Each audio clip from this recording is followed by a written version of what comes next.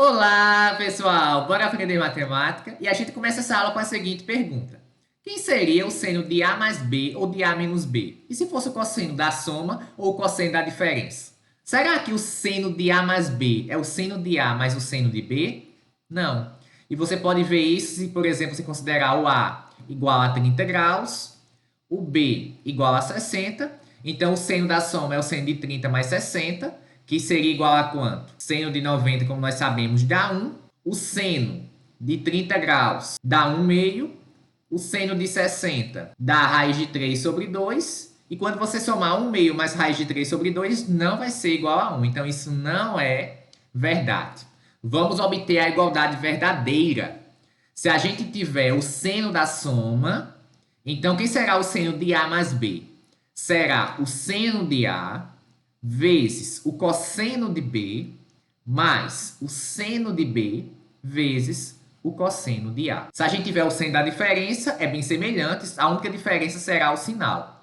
Antes era mais, ficou um mais aqui no meio. Se a gente trocar por um menos, a gente coloca um menos no meio. Será então seno de A vezes cosseno de B menos seno de B cosseno de A.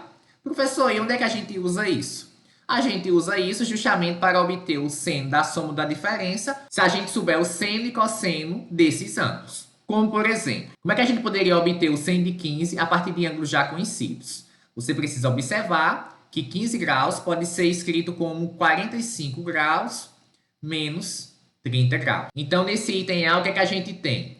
A gente tem que o seno de 15 graus é a mesma coisa do seno de 45 menos 30 graus. Então, se você lembrar da fórmula, quando a gente tem a diferença é seno, cosseno, seno, cosseno. Então, será igual ao seno de A, ou seja, o seno do primeiro, vezes o cosseno do segundo, menos o seno do segundo, cosseno do primeiro. Agora é só substituir pelos ângulos notáveis que a gente já sabe. O seno de 45 graus é raiz de 2 sobre 2. O cosseno de 30 é raiz de 3 sobre 2, menos seno de 30 graus é 1 meio. E o cosseno de 45 é raiz de 2 sobre 2. Então, a resposta seria o quê? Raiz de 6 menos raiz de 2 sobre 4. Se você quisesse, poderia ter usado também que 15 graus é 60 graus menos 45. Vamos para o item B. Quanto é o seno de 105 graus? Você pode observar que 105 graus pode ser escrito como 45 mais 60 graus. Porque são dois ângulos notáveis que a gente sabe o valor. Então, será igual a quanto? Seno de 45 vezes cosseno de 60 mais seno de 60 cosseno de 45. Igualzinho à fórmula que nós tínhamos antes. Seno, cosseno, seno, cosseno. Agora é só substituir os valores. Quanto é mesmo seno de 45?